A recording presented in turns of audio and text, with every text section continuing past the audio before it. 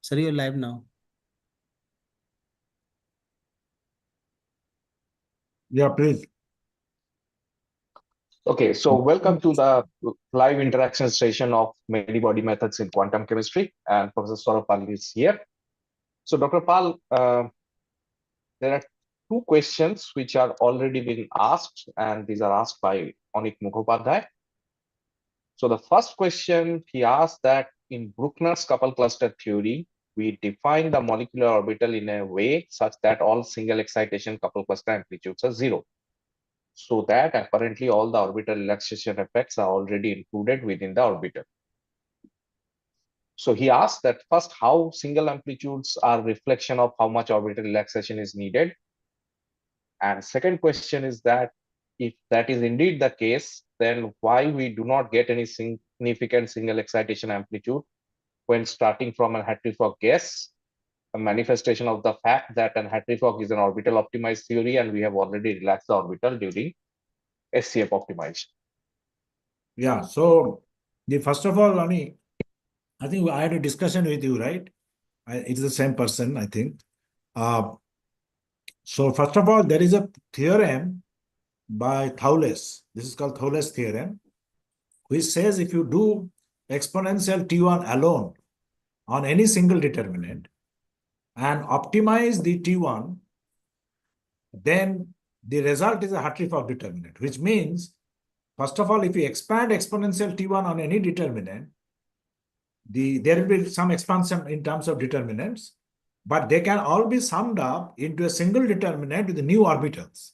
So basically, orbitals are linear combinations, and it's a single determinant. So any exponential S1 or T1 acting on a single determinant is a single determinant.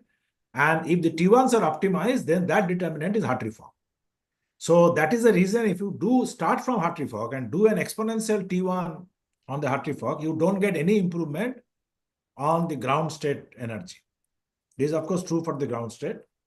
So that is the reason CIS has no value for the ground state energy. It can only correct the excited state energies. So you need minimum doubles for the ground state. So that is the reason the Hartree-Fock is already relaxed. You are right, Hartree-Fock is already relaxed. So only T1 on Hartree-Fock will not change the results for the ground state. But remember, these are only for the ground state whenever you are talking of relaxation. So these orbitals are for ground state. So this starts from basically Thouless theorem, which says an exponential T1 acting on a single determinant is a single determinant, not a combination of determinants, that they can be summed up into a single determinant. The second is that if T1s are optimized variationally, then that resulting single determinant is a Hartree-Fock determinant, which means T1 effects are already taken in Hartree-Fock. So if you now do a CIS, you normally don't get. CIS you don't get because of course, Brillouin's theorem. But even in CCS, coupled cluster S, if you do, you won't get any improvement for the ground state energy. And in fact, coupled cluster S is really a non-starter, I should say. In CIS, the ground state energy does not improve because of a different reason. That is because of the Brillouin's theorem that the singly excited does not mix. So exponential T1 has a much bigger effect than just 1 plus T1. In CI, it is just linear excitations, but exponential thing completely does not change anything. So you just get back the same determinant. So you will not get any result. So that is the basic thing. So CIS also has relaxation, but not in the same way as the couple cluster singles. Yes, couple cluster singles really does not have any more effect on the Hartree-Fock determinant. So if Achintya, you want to add anything? Okay, I just want to add it. What Dr. Pal says is very right, that if you already start with an Hartree-Fock orbital, then your CCS does not change anything. But you can use this fact that actually Thouless theorem gives you that you can use the singles to get it into a Hartree-Fock determinant. So you can use this one as an alternative way of solving Hartree-Fock in a dinormalization-free way. So you can start with a gas density, which is of course not the Hartree-Fock density, And then you can calculate, and from that orbital, you calculate the CCS and change that and update the density. So eventually you can get to the Hartree-Fock density. So the advantage of doing this approach is that for very large molecule, it may be an attractive option to do it without a diagonalization, provided you start with a Hartree-Fock determinant. Now, what some people actually try to do sometimes is to use a DFT determinant, claiming that they are superior than Hartree-Fock. In that case, this will not work. And anyway, that is not a good idea to do a couple cluster over DFT because it's no longer variational. DFT determinants are no longer variational. It's not variationally optimized. So there is no point in doing that. Okay. The second question, Onik asked that in CAS-SCF, we do an FCI within a given active space along with the orbital optimization simultaneously. Now, as per the previous discussion with Professor Sourav Pal, CAS-SCF is size extensive. But if we just do the CI without relaxing the orbital, it will not be size extensive. How does optimizing the orbital turns and non-size extensive theory into a size extensive one? If that is really the case, can we make truncated CI size extensive by relaxing the orbitals? So can you mention a little bit about the Bruckner orbitals? Because that was one of the questions. Yeah. One of the questions. So what is done in the case of Bruckner's orbital is that you rotate the orbitals in such a way that your singles amplitude becomes zero. So each step, when you do the couple cluster iteration, basically each step you actually calculate the density and rotate the density in such a way that your singles amplitude conditions is zero. And that helps you in the fact that there will be no effective singles. So this makes the couple cluster equation derivation much more easier because the singles terms can be a lot. And this is very closely related, although not identical, with orbital optimized couple cluster. Because in orbital optimized couple cluster, what you do is that you have an energy functional which you variationally optimized. So the resultant effects are same. So basically your orbitals are optimized at each state using an energy functional. So although the effects looks very similar, you have to understand that in case of orbital optimized couple cluster, the functional is stationary with respect to the orbital, which is not case in the Bruckner orbital.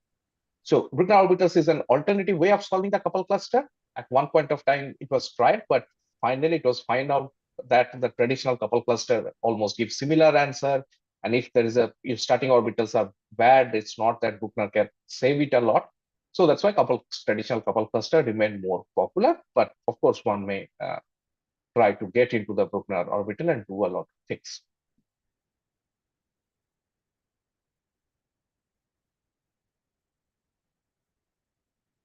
So if there are so in the Bruckner orbital, the single excited amplitude themselves become zero. So there is a little difference here. Yeah, because you rotate the orbitals in such a way that your single excitation amplitude becomes zero. So the T1 on acting on the Bruckner orbital is zero. Zero. So there is a difference there. And of course, in some sense, you also don't do Bruckner orbital singles for the same reason. Because the T1 itself is zero. Amplitude themselves are zero. So nothing will happen. And in this case, when you do exponential T1 on Hartree-Fock, that does not change anything if T1s are already optimized. Because T1s are already optimized through the Hartree-Fock itself. So basically, Thule's theorem is a condition of getting Hartree-Fock. So yeah, eventually Bruckner orbitals many people use because when you do couple cluster singles doubles, then Bruckner orbital has an advantage because singles are not there. It is not that the singles will exist in the presence of doubles. But normal Thule's theorem says only if it is exponential T1, it will not change. But T1 plus T2 results will change. But in the Bruckner orbital, even if there is a T1 plus T2, T1 will be zero. It will be silent. So basically, you start from doubles only. But if you do Hartree-Fock and CCSD, then singles amplitudes have some values. Okay, so that is the and the derivation becomes slightly simpler because you do not have any singles amplitude anymore. But eventually, I think it was found out that traditional couple cluster is almost as good as it can get. No, the getting Bruckner orbital itself is very difficult. So that is one of the problems. You need to solve additional equations, so you do not get any advantage. You have to solve additional equation. So it did not really help. Okay. Is there any other questions? So, is Bruckner's CCD is easier to do than the traditional CCSD? As in faster? No, no way. There is no free No. lunches in this life. The thing what you save in not solving the singles, you actually get it back because you need to rotate the orbitals to do so. Through the rotation equations all cost actually same. And if you look at very carefully, that is actually very similar to solving the singles equation itself. So actually, you do not get any computational advantages. Yeah, that is the reason Bruckner orbitals went out of fashion. So that is the main problem. Yes, Bruckner orbitals are no longer pursued. Getting Bruckner orbital itself takes a lot of time.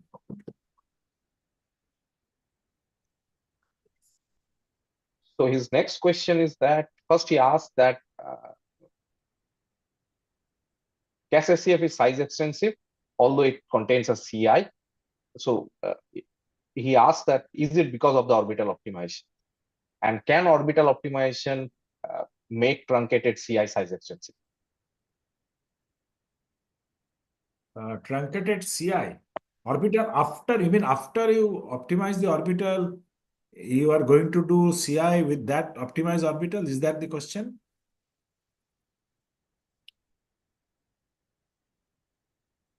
I believe the first question he has that is the size extensivity in CAS-SCF is due to orbital optimization or not?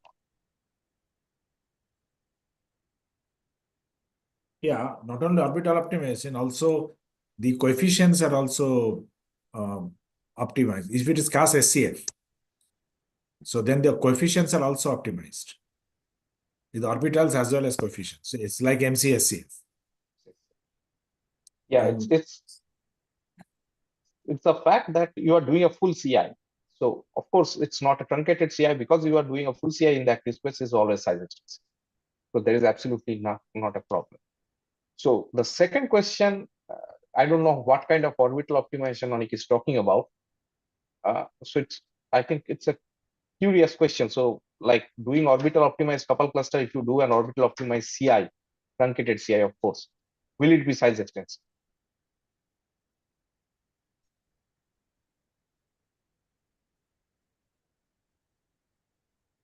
yeah, in the chat, I'm not seeing any. I logged into YouTube, but I'm not able to see anything. This is the second question from the form. Anik.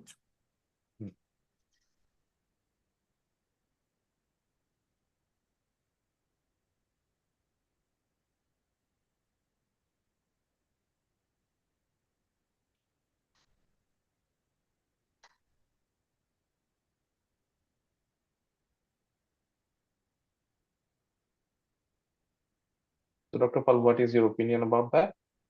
Which one? Orbital optimized CI. Yeah, so orbital optimized CI. So you optimize the orbital through CAS-SCF. Is that the question? So he's asking And that if he does a CI as like a truncated CI with the orbital optimization, will it no, give I you don't size think that will extensive? still be size extensive. Because as long as you do a CI, it means that you are no longer optimizing the orbitals.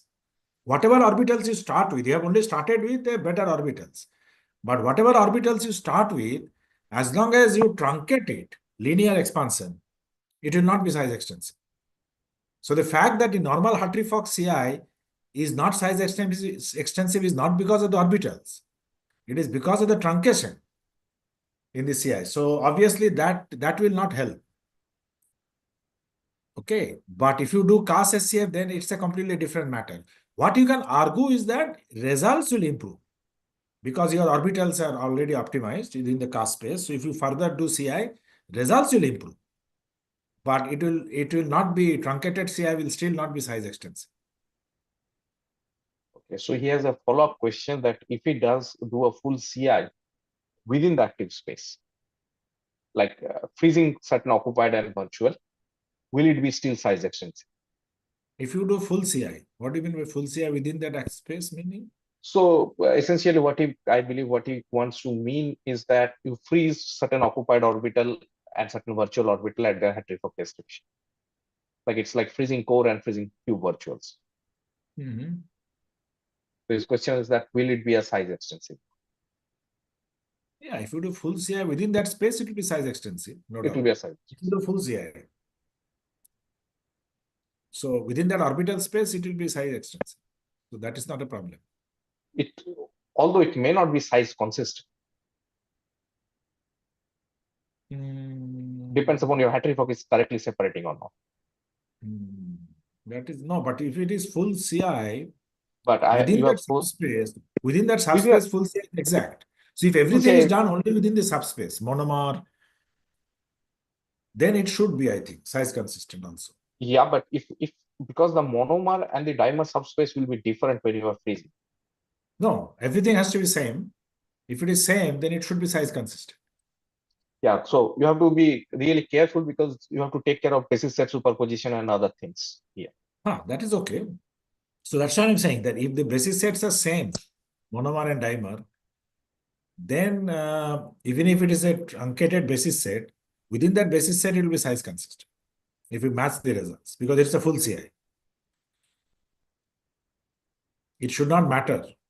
But if you leave out some basis which you are taking in the monomer, then of course it will not be. Okay. So these were the questions which was from the form. Okay, so if anyone has any further question, please go ahead and ask.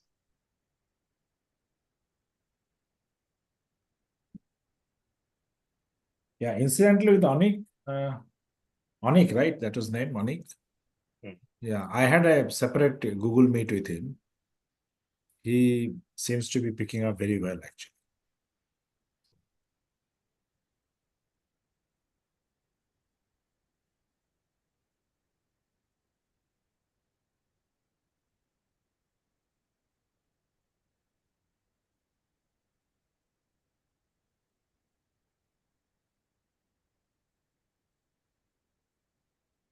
So yeah, anybody else wants to ask anything? I mean, it can be a very basic question. What Anik is asking is quite advanced, but anybody else can ask very basic questions. Yeah, don't be afraid or don't be shy. It's not an offense not to know. And so the question was from and you can also ask questions on any other topics also, basics of quantum mechanics or DFT. Professor Pal is an expert on both the topics.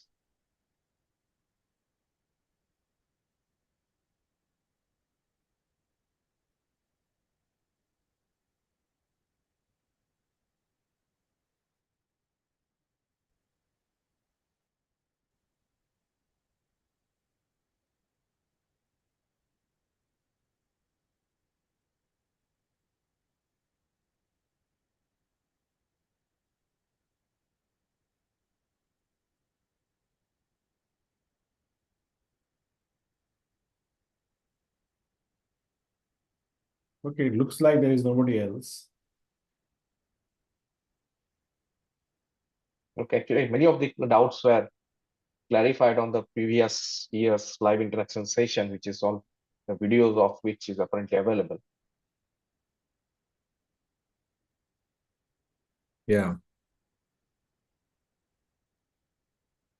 So if anybody else has a question, please go ahead and ask. Yeah. Otherwise, he'll close it. Yeah. Otherwise, we'll close it.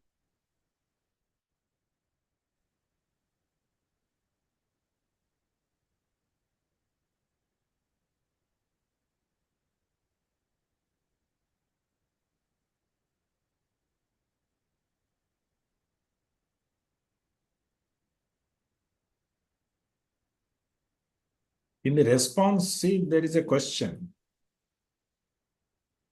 Have you seen that? Okay. In the Can we response see? sheet, there is a question. Whether it is the same question, I don't know.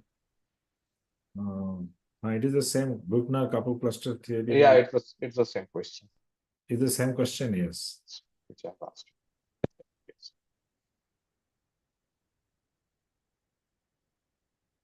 Okay. I think it's the same question. Okay, Onik asked, would it be possible to arrange maybe some extra classes to discuss further topic like more of diagrammatics? I think Professor Pal should take a proper course on couple cluster, because in this course, I think couple cluster starts very little. Yeah, He's one that of is the true. best teacher to teach couple cluster, as well as the multi-reference variants, which is conceptually very complicated. Who is Gives asking you a lot. this? This is Anik. Onik Mukherjee. Same. Yeah, I know. I had a discussion with him. So, So maybe we should float another course on couple cluster. yeah, diagrammatics has been very discussed only in the context of perturbation theory in this course. And yeah, I think that can be done actually. For couple cluster diagrammatics are very useful. And also the multi-reference methods are not covered in this course. This particular, this was actually meant for MSc students and little bit in the first year PhD students. So that is the reason we didn't cover too much advanced topics. But I think your interest is appreciated, particularly on the multi-reference methods and how to write the equation by using diagrammatics. Yeah, diagrammatics are very helpful. And there are various different diagrammatic techniques. There are very different diagrammatic rules, like starting from Feynman diagrams, Hugenholz, Goldstone. Depending on whether you're using spin orbitals or only orbitals, the rules are different. So it's quite a technical thing. This course, we have not covered that. But yeah, this can be done separately, I think. We will try to do it separately in another course. Yeah. But Anik, you have to understand that the number of takers of such advanced things are very few. So, I mean, I know that you are quite advanced. But Anik, you can have a separate discussion with me just as you did before on a Google Meet, either with Achintya or with me. Separate, we can have a separate discussion. But of course, that will be only a discussion. So you have to read little bit and then come, then it will be easier. It will not be like a class. So if you come with some doubts, then it might be easy to discuss. Okay.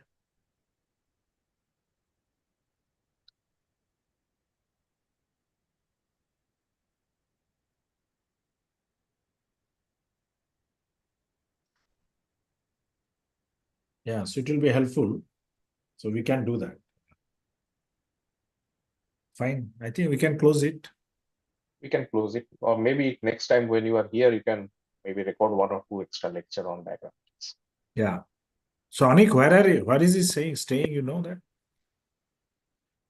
Can you write in the chat? Where are you? I think I'll recommend him to send you a separate email. You can find out Professor Pal's address. What is the location that he's there?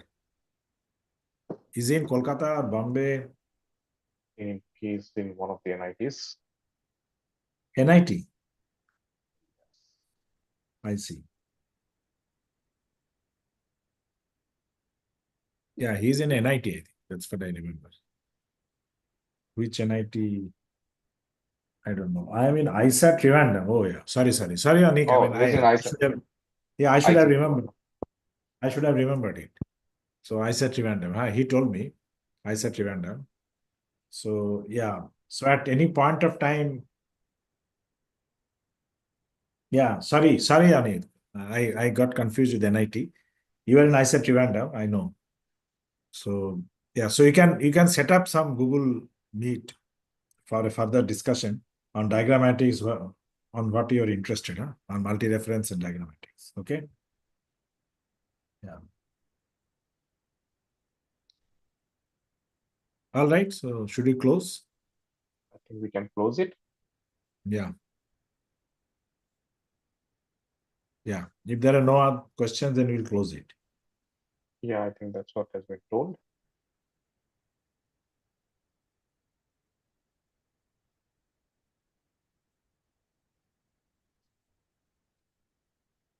Okay, so I think we can close it now. Yeah. Okay. Bye. See you. Yeah. See you. I will leave now. Yeah. Okay.